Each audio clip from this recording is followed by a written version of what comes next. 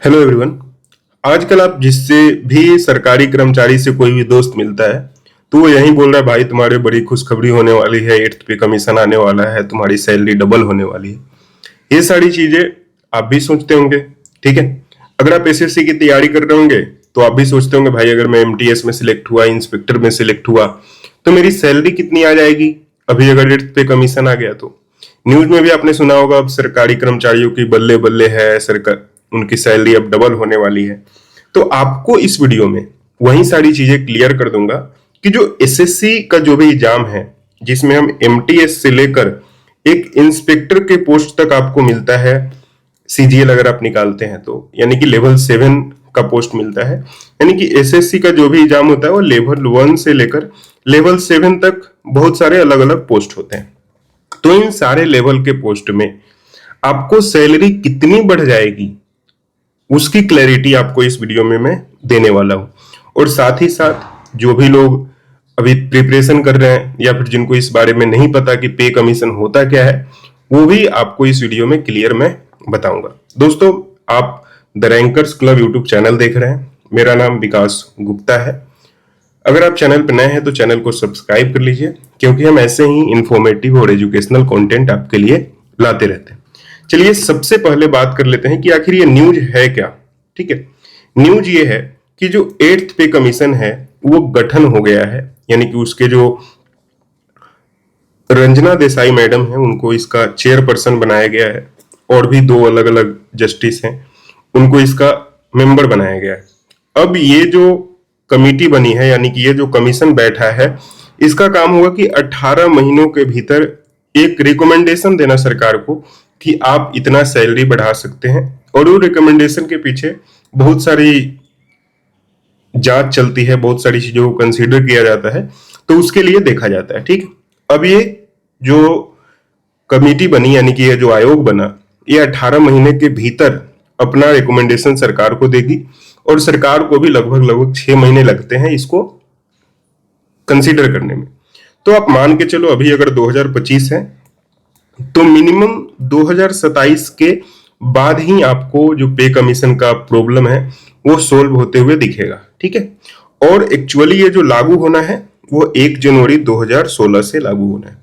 इसके बारे में यहां पर आप देख सकते हैं, कैबिनेट में टर्म्स ऑफ रेफरेंस भी यहां पर जो होता है, टर्म्स ऑफ रेफरेंस वो होता है कि किस किस पॉइंट्स को कंसीडर किया जाएगा अगर यहां पर पे कमीशन बनाया जा रहा है तो। ठीक है, इसमें बहुत सारी चीजें बात लिखी गई हैं, जैसे इकोनॉमिक कंडीशन देश की देखनी है, आपको ये भी ख्याल रखना है कि एडिक्वेट रिसोर्स बाकी लोगों के लिए बचे, तो ये सारी चीजें हैं। ठीक है, आज अब यहाँ पर बात ये आ रही है जो हमारा मेन टॉपिक है कि सर ठीक है, सारी चीजें हो गई, पे कमीशन बैठ गया, पे कमीशन के अध्यक्ष वगैरह सारी चीजें बन गई, ये भी मालूम चल गया ये आएगा कब।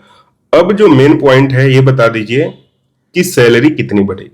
तो चलिए उसके बारे में देख लेते हैं। यहां पर देखिए, जो पे कमीशन बैठता है वो जनरली करता क्या है, वो एक फिटमेंट फैक्टर डिसाइड करता है। और ये जो फिटमेंट फैक्टर है, ये फिटमेंट फैक्टर आपका बेसिक पे से गुना हो जाता है। अब ये फिटमेंट फैक्टर आता कैसे है?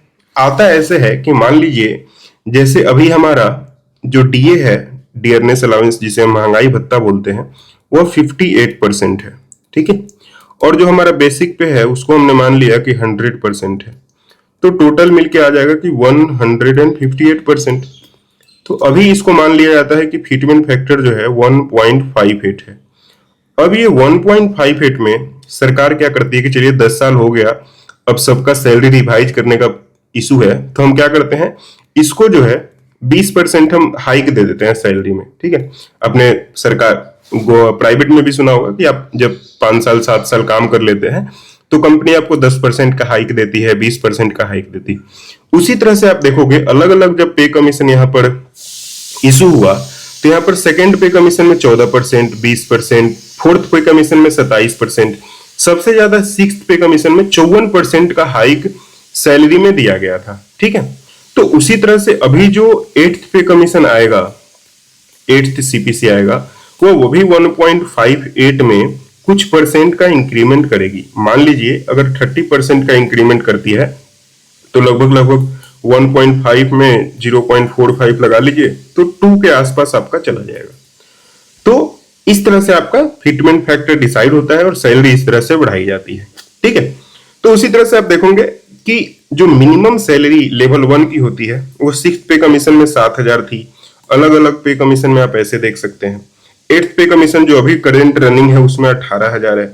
अब ये 18,000 को मिनिमम सैलरी बढ़ाई जाएगी। मान लीजिए अगर गुना 2 किया जाए, यानी कि फिटमेंट फैक्टर अगर 2 रहा, तो आपका जो बेसिक सैलरी हो जाएगा एक एमटीएस का या फिर एक हवलदार का जो लेवल 1 का पोस्ट होता है वो हो जाएगा 36,000। तो ये सारी चीजें आप समझ गए कि सैलरी बढ़ेगी कैसे, क्या कुछ होगा। अब जो एक्चुअल बात है वो समझिए कि इसमें मैंने आपको जो स्क्रीन पे स्लाइड दिख रहा है उसमें मैंने लेवल 1 से लेकर लेवल 7 तक 7th सीपीसी यानी कि जो अभी करंट रनिंग है उसमें कितनी सैलरी आएगी और जब 8th पे कमीशन लग जाएगा उसमें कितनी सैलरी आएगी उसके बारे में कंपैरिजन किया है। तो यहाँ पर देखिए अभी जो लेवल 1 में बेसिक पे है वो है 18,000। डीए मैंने 60% माना है जनवरी के हिसाब से। एचआरए आपको 30% मिलता है अगर आप एक सिटी में है। ट्रेवलिंग अलाउंस मिलता है। तो नेट सैलरी आपका जो एमटीएस वगैरह की है वो 35,000 होती है। इसमें कुछ डिडक्शन होता है एनपीएस वगैरह का, तो इन हैंड सैलरी आपका 33,000 है।